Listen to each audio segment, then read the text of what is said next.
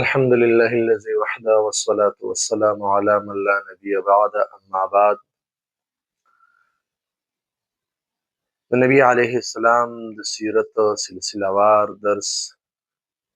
چې د نبی علیه السلام څومره په څومره باندې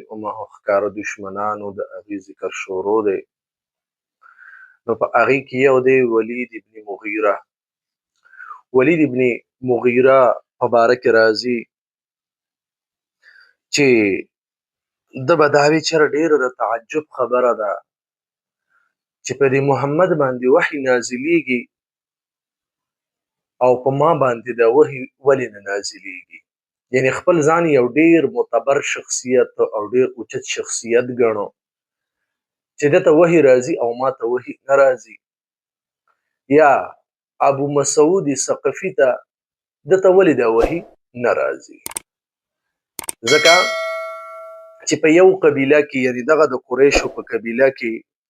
چې دی د خپل خار دغه د مکې د خار خپل ځان ته نسبت کو چې د دې مکې د خار لوی شخصیت زیمه، او په بنو ثقیف قبیله کې دغه ابو مسعود دی چې دته ولی دا وحي دته ولی نه راځي او دی محمد ته دا وحي ولی راځي. نو دا د ښکاره په ښکاره باندې د نبی علیه السلام سره هغه دشمني شوله. چونکې د دې په باره کې الله تعالی د قرآن کریم څه آیتونه هغه نازل کړلو چې هغه د سوره زخرف 31-32 نمبر آیت دی چې هغه د دې په باره کې هغه نازل شولو. او دارنګې د دغې خلکو چې د دې مسلمانانو څومره خلاف هغه کسانو، بالخصوص د نبی علیه السلام خلاف چې څومره کسانو، نو د هغې به دا کول چې هغې به دا پیغمبري دا به هغې په دنیاوي معیشت باندې تقسیمو چې دا پیغمبري دا د هغه څوک حقدار دی چې هغه سره د دنیا څه ناڅه مال او دولت وي. چونکې دا د دنیا په معیشت باندې دا کسبي دی نه، چې دا کسبي نه دی نو دا د من عند الله دی. نو چې کوم څیز من عند الله نو لهذا هغه د الله تعالی د طرفه دی. په هغې کې هغه چې چاته الله تعالی ورکي د هغې د مالک او د هغې قبضه هغه د الله تعالی په دست قدرت کې د هغې کې انسان څه کولی نشي. نو دی به دغه د دې په ذهن کې دا به چې دا یو کسبي، یعنی دا یو هغه چې د څوک صاحب ثروتي، مال والی، دولت والی، عزت والی، نو دا به هغې کس ته میلاویږي او دا بل کس ته میلاویدلی نشي. چونکې العیاذ بالله دا خو د الله تعالی له طرف ته نه ده چې هغه څه دی، هغه چې الله تعالی چاته ورکوي دا خو د الله تعالی له طرفه رحمت دی، دا نبوت چې هغه چاته ورکوي. او دغه رنګې چې په دې دنیا باندې الله تعالی دا چاته ورکوي نو اومې خوښه ده، او چې د آخرت په اعتبار سره الله تعالی کوم یو انسان هغه بهترین څیز ورته ورکوي، هغه هم د الله تعالی په قدرت کې د هغې کې انسان څه کولی نشي، هغې کې انسان لاچاره دی، هغې کې بالکل انسان هېڅ هم هغه نشي کولی. او دغه رنګې چې کله د نبوت او د رسالت د دې د دارومدار دا په مال او دولت باندې نه دی، او دغه رنګې د دنیاوي د عزت او د په دې باندې نه دی. نو چې د دې نه دا معلومه شو چې دا من عند الله دی، نو بس چې الله یې چاته وغواړي هغه ته ورکولی شي. دا د عزت او د مال او د جاهت پورې دا نه ده. او یو ځل واقعه ده چې نبی علیه السلام څومره دا د نبی علیه السلام دا غټ دشمنان چې هغې کې دا ولید ابن مغیره او عتبه او شیبه او ابو جهل او دا امیه او دغه چې کوم غټ دشمنانو د نبی علیه السلام یو ځل دې ته دعوت ورکو چې دې ته دعوت ورکو د نبی علیه السلام یو نابینا مؤذن صحابي هغه راغی، عبدالله ابن مکتوم رضی الله تعالی عنه، هغه راغی نبی علیه السلام لګیا دې ته دعوت ورکړي. نو هغه د څه سوال تپوس کو چې د څه سوال تپوس یې کو، نو نبی علیه السلام په دغه وخت کې دې ته یعنی د دې خبرې ته نبی علیه السلام هغې ته توجه ورنه کړله. په دې وجه باندې نبی علیه السلام ذهن کې دا و، نبی علیه السلام فرمایل چیرې یعنی دا هغه د اسلام پاخه دشمنان دي، کېدای شي په دې کې یو کس مسلمان شي، د هغې د وجې نه به نورو مسلمانانو ته به ډېره زیاته فایده به ورسي. په دې وجه باندې نبي علیه السلام د طرف ته توجه ور نه کړله چې په هغې په وجه باندې الله تعالی سوره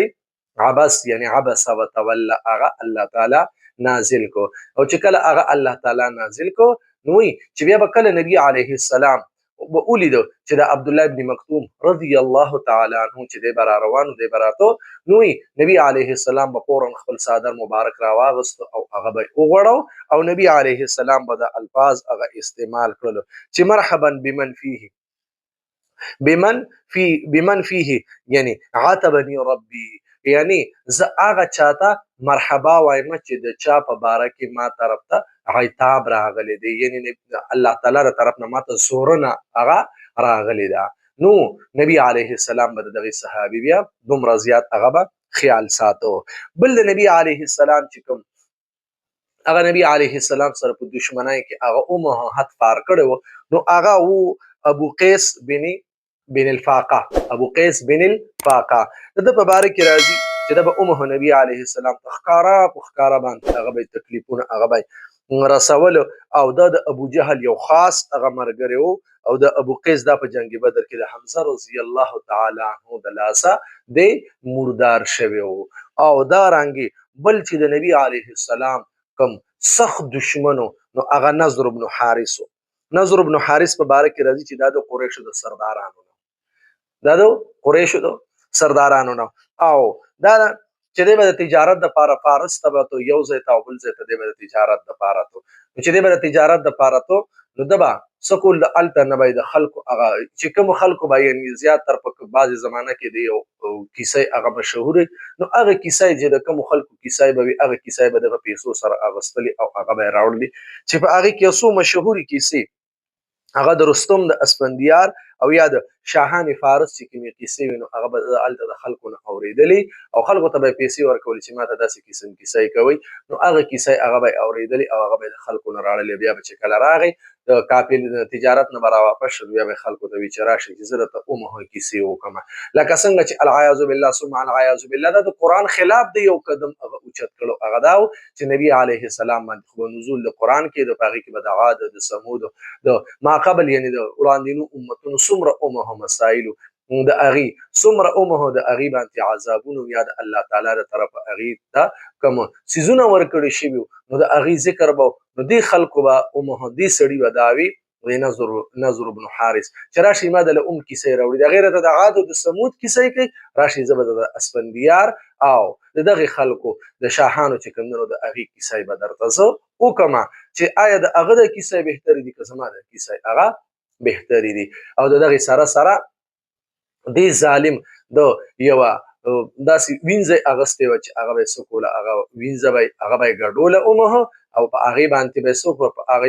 هغې به ګانه اومه وي او هغې به ډانس وغیره کو او خلکو ته به وي هغه کمزور چې کوم مسلمانانو ابتداء مسلمانان شوي نو هغې خسه به لاړ، نو چې هغې خسه به لاړ دا وینځه به یې ځان سره بوتلل او په هغې باندې به یې خوراک څښاک اومه وکړو او بیا به یې ورته ووي او دې وینځې ته به یې وي یاره زه اوس ګډه شه او دې ته ګانه ووایه، نو دغه ګانه وغیره دي هغې به شروع کړل او هغه به ګډېده، نو العیاذ بالله ثم العیاذ بالله دې لعین به دا وي هغې مسلمانانو ته چې وګورئ تاسو ته محمد چې کوم دین راکوي نو آیا هغه دین بهتر دی او که نه زما دا چې زه تاسو ته کوم څه راکوم د کیسې به یې ورته کولي او بیا به هغه وینځه ورته ګډېدله، نو آیا دا بهتر دی که هغه بهتر دی چې هغې تاسو ته هغې خو تاسو ته دا خبرې راکوي چې یاره تاسو مونځ کوئ او تاسو جهاد کوئ هغې تاسو سره دې خبرو حکم کوي، آیا نو د هغې خبرو نه دا خبرې هغه بهتر نه دي؟ نو دغې نضر بن حارث دې لعین به چې کوم دی نو ده به څه کولي دا خبرې به کولي چې د ده په باره کې اومه هغه آیاتونه هغه نازل شلو چې هغه د سوره لقمان شپږم نمبر آیات په دې کې هغه دا نازل شو چې یعنې بعضې د خلکو نه هغه دي چې هغې څه کوي یعنې هغه په زول خبرې هغه اخلي او خلکو ته یې بیا بیانوي، نو دغه رنګې دې به اومه د خلکو ته به یعنې دغه کیسه هغه کولی چې دا خلک د دین نه هغه څه شي منع شي، او د دې سره سره چې ده به خلکو ته کوم خوراک ورکو یا به یې کوم څښاک ورکو او د هغې سره به هغه وینځه هغه به ګډېدله او دا خلک به یې د دین نه منع کول، نو آیا دا طریقه که مونږ او تاسو وګورو دا طریقه د کوم وخت نه را روانه ده؟ دا د هغه وخت نه را روانه ده چې دا د دې نه وړاندې هغه د یهودیانو طریقه وه او ده هم اختیار کړله او دغسې دا را روانه ده چې خلک د دین ته د راتللو په نسبت باندې غیر چې کله هم تا منې کېدل هغې به یوه لاره دا اختیاروي چې هغې به تا څه کوي هغې به تا ته یعنی هغه بېهوده حرکتونه هغه به دوی تا ته درکوي هغه به دوی تا ته وړاندې کوي چې په هغې په وجه باندې به ستا خواهش هغه به په تا باندې زیاتوي چې په تا باندې خواهش غالب راشي چې کله په یو انسان باندې خواهش غالب راشي نو بیا د انسان باندې د خواهش د غالب کېدلو د وجې نه دی بیا څه دی بیا په ګناه کې راګیر شي او په ګناه کې اخته شي نو دا د نضر بن حارث دا د هغه دا طریقه وه یا د دې نه وړاندې د یهودو طریقه وه چې هغې به دا طریقه اختیاروله او مسلمانان به یې په خپل دین کې کمزوري کول او غیرو لره به یې چې کوم دی نو هغه په دې طریقې سره هغه مضبوطوله نو دا د هغې خلکو هغه طریقه ده چې دا به د نضر بن حارث هغه به هم دغه طریقه کوله او دغه نضر بن حارث دا په جنگ بدر کې دا گرفتار شو او د نبی علیه السلام د حکم په موافق باندې دا سړی نبی علیه السلام علی رضی الله تعالی عنہ ته حکم وکړو او د دې سړي نه د ده نه سر هغه د تن نه ورله جدا کولی چې د نبی علیه السلام ته ډېر زیاتو هغه تکلیفونه به یې رسولو نو دا د نبی علیه السلام د هغې دشمنانو چې د نبی علیه السلام سره دشمنی وه چونکې د نبی علیه السلام سره هېڅ ذاتیات نو نبی علیه السلام خو هر چا ته دعوت ورکړی دی که هغه خپل دی او که هغه پردی دی دعوت یې ورته ورکړی دی او دا یې ورته فرمایلي دي چې قولو لا اله الا الله تفلیحو ته لا اله الا الله وایه ته به کامیاب شي نو نبی علیه السلام خپل پردی هر چا ته نبی علیه السلام دا دعوت ورکړی دی چونکې د نبی علیه السلام چا سره هېڅ ذاتیات نو لیکن دغې خلکو به د نبی علیه السلام سره ذاتیات د نبی علیه السلام سره دشمني د نبی علیه السلام سره حسد د نبی علیه السلام سره بغض د نبی علیه السلام سره کینه او نبی علیه السلام ته په تکلیفونو رسولو کې چونکې دغې خلکو هېڅ قسم هغه کمې پرې ایښې نو نو دا د نبی علیه السلام سره د هغې حاسدینو او د هغې ظالمانو د څه کسانو تذکره هغه وشوله د نورو کسانو ذکر به انشاءالله هغه به په باقي راتلونکي درس کې به هغه کیږي